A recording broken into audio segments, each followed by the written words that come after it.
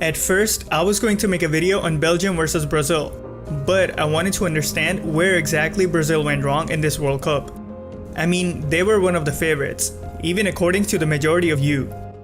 So, to get a better idea, I decided to look at Brazil's prior game to the quarterfinal, Mexico versus Brazil.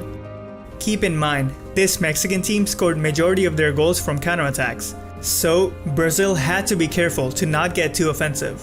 This is why all 4 defenders stayed back along with Casemiro, while Neymar, Coutinho, Willian, and Jesus were allowed to stay forward, with Paulinho joining in every now and then. Tite wanted to use Neymar on the left wing and Willian on the right wing, with Jesus in the middle. This allowed Coutinho to play in the half space right beside Neymar.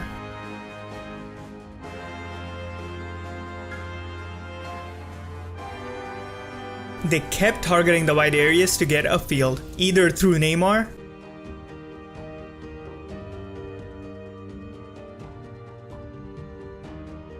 or by occupying the defenders to create space on the flanks through overloads. They didn't need to use their fullbacks on offense that much.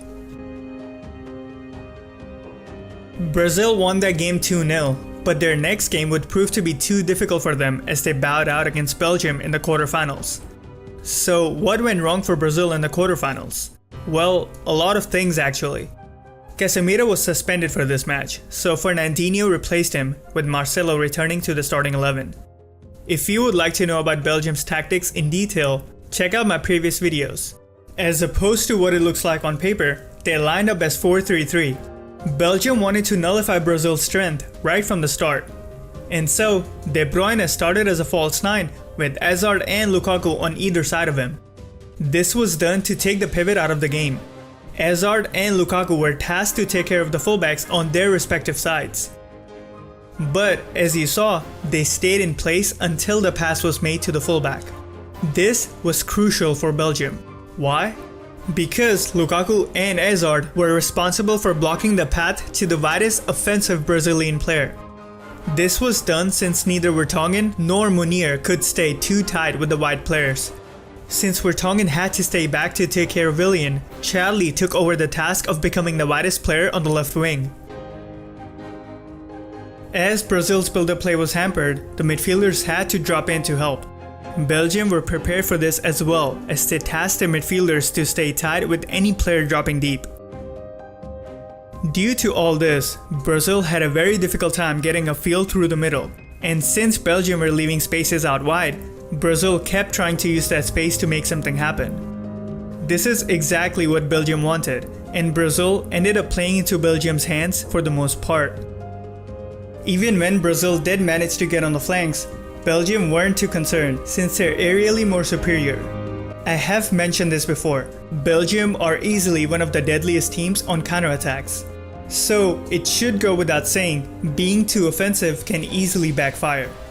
Belgium tried to play from the back whenever they could. Brazil wanted to disrupt that, so they pressed high almost every time. Brazil's high pressure kept opening up spaces for Belgium to exploit when they played from the back.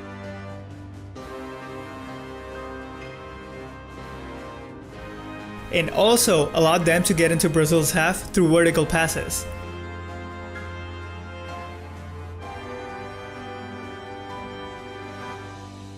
While they themselves did not press when Brazil tried to play from the back.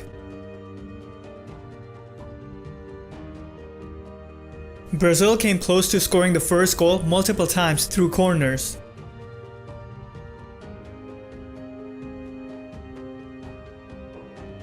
While Belgium were threatening through counterattacks. Notice just how quickly Belgium gets from one side to the other. In the 13th minute of the game, Belgium gets fortunate as Fernandinho's skewed header falls into his own goal. That was Belgium's first corner of the game. Brazil were limited to taking shots from distance in hopes of getting back into the game. Belgium kept causing trouble on counterattacks, with De Bruyne dropping deep while Lukaku and Hazard stayed ready on either side. Hazard was on top of his game and kept trying to get aside their second goal.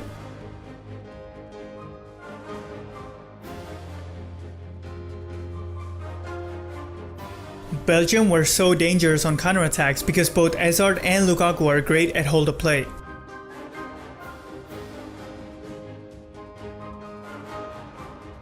It's no wonder that Belgium's second goal came through a counterattack.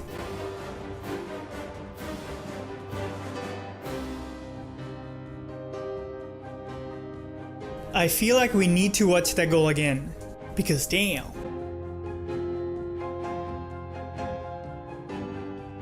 Brazil were using their fullback on offense way more than they needed to.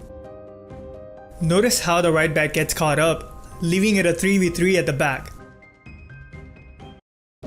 Since Willian took care of the right wing, why not have Wagner come just inside, since there's so much open space?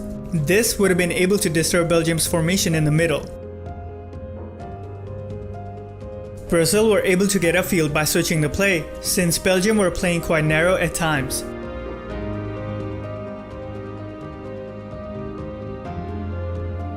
Brazil were having a better time going through their left side, but it was still not good enough. First half ended with Belgium on top. For the second half, Tite brought on Firmino for Willian. Right after coming on, Firmino became a false 9 while Jesus went over to the right. The reason Firmino came on as a false 9 was because the center forward was not getting involved in the play at all. Belgium were still threatening to counterattacks. Neymar now had more of a free role, with Coutinho staying close to half space.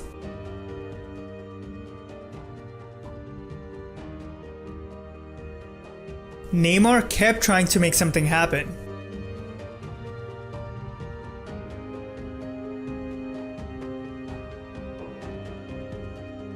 In the 56th minute, Kompany fouled Jesus inside the box, and in my opinion, it's a clear penalty.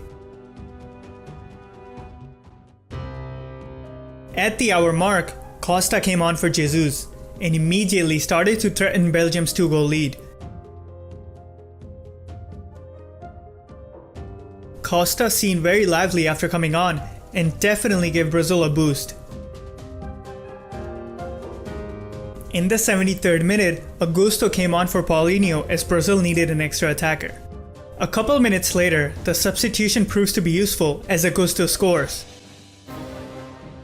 It seemed like Brazil switched into a next gear after scoring the goal.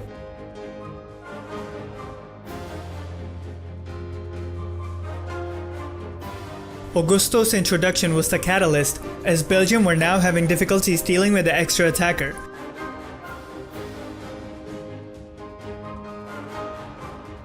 Brazil really should have done better with all the chances they had later in the second half.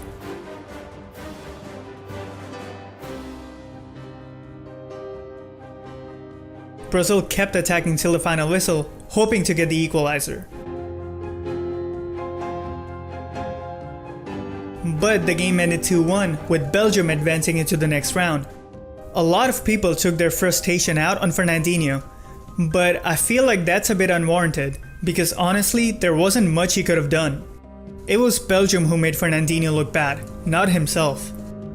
Do you guys think Casemiro would have made a huge difference? Also, do you think Tite is to be blamed for this loss? I mean, he did play more safe against Mexico than he did against Belgium. I would love to hear what you guys have to say, so let me know down in the comments below.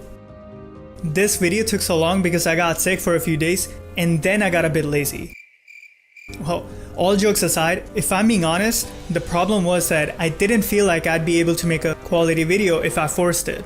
I mean, I even saw a few comments on my last video saying how the final few minutes of my video felt forced, and I understand why. So I apologize for the delay and I hope you enjoyed the video. Follow me on Twitter, Instagram, and Facebook. All the links can be found in the description. Visit my second channel for more analysis on the World Cup. If you like what I do and would like to support the channel, check out the Patreon page or the card on the top right.